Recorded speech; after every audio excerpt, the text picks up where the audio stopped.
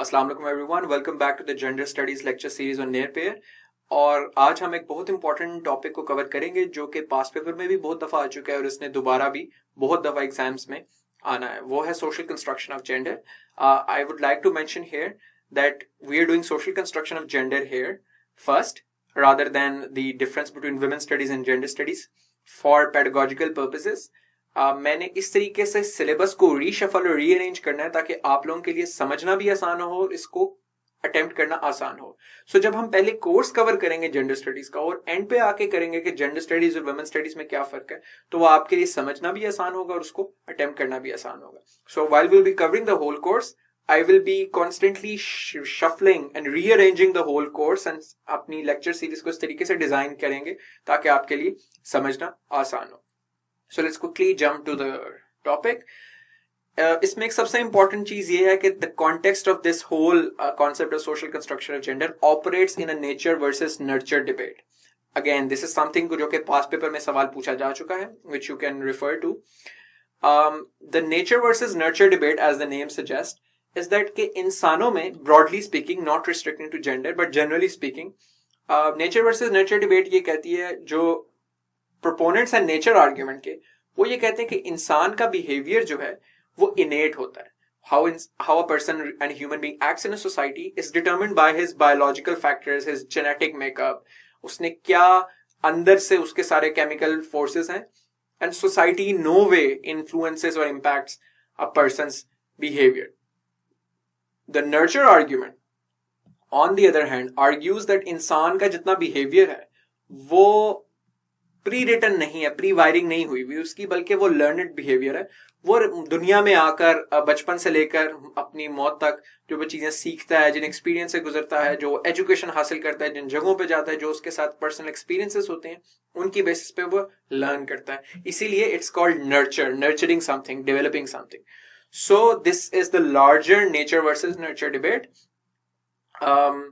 तो जिसकी एक for instance that there are certain studies that show that we inherit genes that are related to certain personality traits, कि आपको गुस्सा ज्यादा आता है या आप generally cool headed हो, this is largely determinant of your genetic traits, but sometimes we found that identical twins grow to develop very different personalities, हालांकि both have inherited very similar genetic makeup. So इसके ऊपर जो evidence है empirical, that is divided. So it's some studies favor the nurture argument, some favor the nurture argument. So over the course of time, modern scientists या modern theories के ऊपर accepts a bit of both, that there are certain nature factors, nature related factors, and a lot of nurture related factors.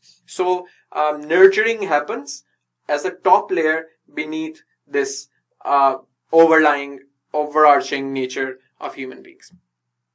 इसके context में अगर हम social construction of gender की बात करें, तो सोशल कंस्ट्रक्शन ऑफ जेंडर की थ्योरी का फंडामेंटल प्रेमिस या बेसिक आइडिया ये है, it places itself largely in the nurture section.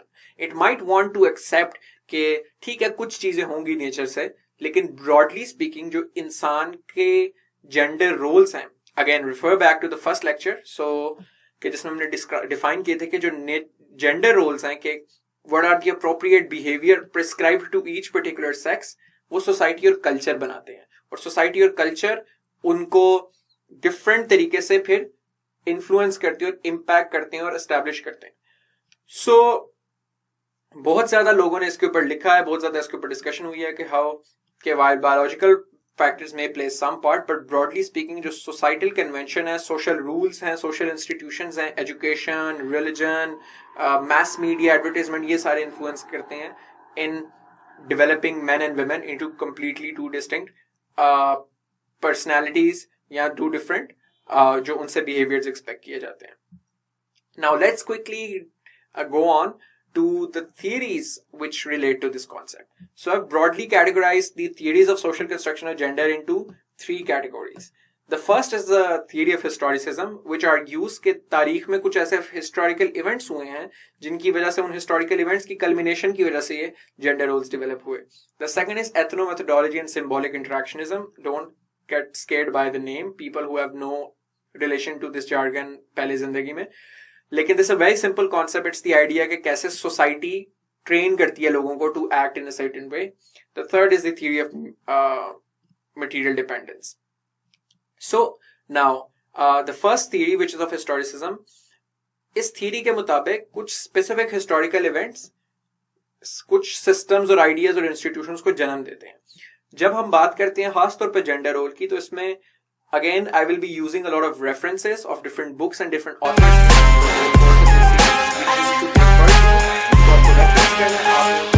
लिखना ब्लैक पॉइंटेड से इन रेफरेंसेस को, ताकि आप एग्जामिनर को ये दिखा सकें कि आपने मेहनत किया है या आपको सब्जेक्ट पे कमांड है. So you would not have to read any extra book, any additional book. मैं रेफरेंसिंग करके आपको उसकी समरीज आइडियाज की बीच में साथ साथ हर क्वेश्चन में हर टॉपिक में करवाता जाऊंगा. So it's going to be very easy for you to just copy paste that and get good score.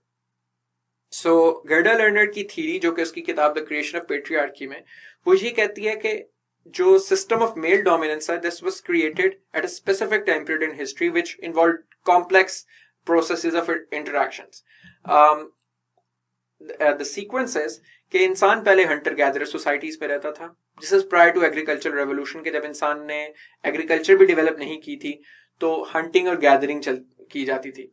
Aahista Aahista जो हर्डर ट्राइब्स थे, जिसमें आप यानी कि हंटर गैदर ट्राइब्स थे जो कि घूमते रहते थे इन सर्च ऑफ फूड, उन्होंने सबसे पहले आहिस्ता आहिस्ता एनिमल्स को डोमेस्टिकेट करना सीखा. सो एनिमल्स जब डोमेस्टिकेट होना शुरू हुए तो इसकी वजह से फिर मर्दों को औरतों की रिप्रोडक्टिव फैकल्टीज की इंपॉर्टेंस समझ आई.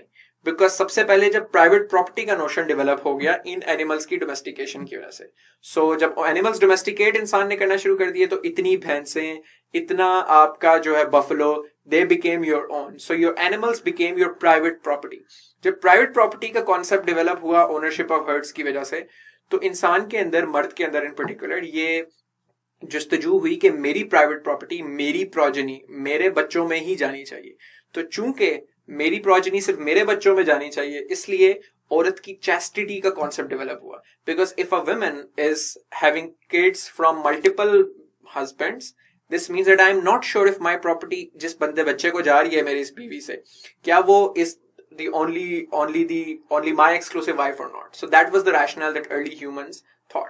So hence men thought that their wives should be chastised, should be virgin, and as such this basic concept of chastity of women or expectation of women to be loyal to the man developed because men wanted to transfer their private property to their own progeny. Second, इसमें Levi Strauss ने इसी के context को explain करते हुए exchange of women, जो उसकी किताब है उसके अंदर एक्सप्लेन किया कि ओवर टाइम जब हिस्ट्री प्रोग्रेस की तो women were started being treated as commodity. इसको जिस तरह हमने ऑब्जेक्टिफिकेशन का कॉन्सेप्ट पढ़ा था, आप कमोडिफिकेशन का कॉन्सेप्ट भी कह सकते हैं. कमोडिफिकेशन का कॉन्सेप्ट या कमोडिटी का कॉन्सेप्ट ये है कि something that is valuable because it gets some material benefits. तो औरतों को एज अ टूल देखा जाने लग गया for material benefit of man, for their greed और for their goal for attaining more power and more wealth. कैसे? Marriage alliances different tribes में होने लगे. सो पुराने जमानों में ट्राइब्स के दरमियान अलायंसेस जब करने होते थे तो डिफरेंट ट्राइब्स के दरमियान शादी करवा दी जाती थी. So women's choice does not matter because the male had wanted to ally himself with the king of another empire, तो वो फिर उसकी बेटी से शादी कर लेता था. And that's how they had a very perpetual and long-lasting alliance. So that's one. Second, forcing women to participate in festivals, enforced prostitution and sex slavery. Game of Thrones reference, history के अंदर ये हमें it's replete with how women were treated inhumanly and they prostitution और brothels और ये सारे establish हुए for male pleasure और male warriors के लिए, और औरतों को as a commodity बहुत जगहों पे treat करने जाने लगा. जब agricultural revolution आई और इंसान ने फार्मलैंड्स डेवलप की और rather than travelling all the way to in search of food, इंसान ने अपनी एक ही जगह पर रहते हुए बहुत ज्यादा फूड ग्रो करना सीख लिया. तो औरतों की रिप्रोडक्टिव एबिलिटी बहुत इंपॉर्टेंट हो गई और औरत का reproductive abilities became an economic asset from man. Why? Because man needed people to manage their farms and they needed free labour for that. Children were one such free labor. So because women could produce kids that men would then have managing their farmlands, so this meant that women's reproductive abilities become an important asset. This meant that औरतों की Aahista Aahista sole responsibility ये समझे जाने लगी या enforce उनके ऊपर किया जाने लगा कि वो सिर्फ और सिर्फ बच्चे पैदा करें और बच्चों की परवरिश करें, जो बच्चे बाप के बाद में फार्मलैंड्स को मैनेज करें. And this would keep on continuing. So this was the time when women were domesticated, in particular at their own houses, doing their nurture अपना जो है ना of their children rather than going out and work. खुद वो काम करें. So that's the second important instance that happened. इसके context में जब हिस्ट्री मजीद प्रोग्रेस की तो आहिस्ता आहिस्ता चूंकि सोसाइटी पेट्रियार्कल होती जाती रही, आहिस्ता आहिस्ता मर्दों की फेवर में चीजें होने लगी और मर्दों का पावर डेवलप होने लगी और औरतों को घर की चार दीवारी में धकेला जाने लगा और उनको सिर्फ बच्चे पैदा करने और बच्चों की परवरिश करने और काम से दूर किया जाने लगा. तो आहिस्ता आहिस्ता एक सोशल सिस्टम ही इस तरीके का बन गया where man had economic, political and social power and women did not. Hence consequently legal codes establish होना जब शुरू हुए, लॉज बनना शुरू हुए, तो they differentiated between respectable and non respectable women from the eyes of men. Hence जितने फिर बाद में बड़े बड़े हिस्टोरियंस, एम्परर्स, हिस्ट्री लिखने वाले, स्क्राइब्स, स्कॉलर्स जितने आए वो ज्यादातर चूंकि मर्द थे, and everything is written from the perspective of those who are in positions of power. तो जितने बिलीफ सिस्टम्स बने, हीरोज की स्टोरीज बनाई गई, एक्सप्लेनेशन सिस्टम्स बनाए गए, cultural beliefs, legal codes, political systems, वो मर्द के पर्सपेक्टिव से बनाए गए और मर्द की पावर को इंट्रेंच करने के लिए बनाए गए, which largely excluded women. Hence gender roles आहिस्ता आहिस्ता फिक्सेट होने लग गए और patriarchy became firmly ingrained within the fabric of society through these chain of historical events that I've just explained to you.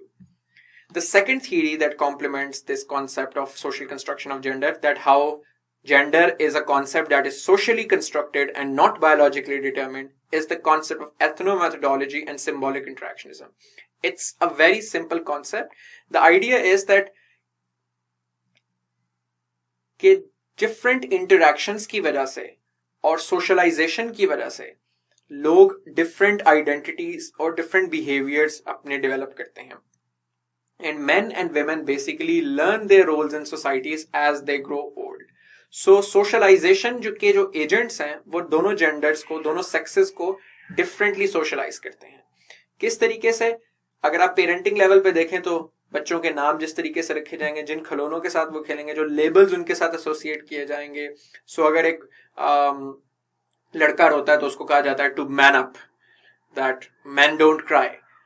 For instance अगर बहनों और भाई में झगड़ा होता है तो लड़की को बोला जाता है कि बॉयज विल बी बॉयज. या जनरली सोसाइटी में जो टर्मिनोलॉजी यूज की जाती है कि लड़कों ने तो सुधरना नहीं है, तो हाउ अबाउट यू कॉम्प्रोमाइज. तो औरत को it is taught to be compromising and man are not taught to take that responsibility and ownership. Schooling के अंदर फॉर इंस्टेंस आपको जिस किस्म का करिकुलम पढ़ाया जाता है, स्पोर्ट्स आपकी डिफरेंट होंगी. मर्दों की स्पोर्ट्स ज्यादा एथलेटिक, ज्यादा एनर्जेटिक होंगी, which will give them a sense of authority and power and domination. और औरतों की स्पोर्ट्स ज्यादा फेमिनिन होंगी. इस तरह दूसरी एक्टिविटीज भी in such a fashion will be designed from this perspective. फिर पीयर ग्रुप्स के अंदर क्या होता है? Peer groups are your colleagues, your cohorts, your friends, your professional colleagues.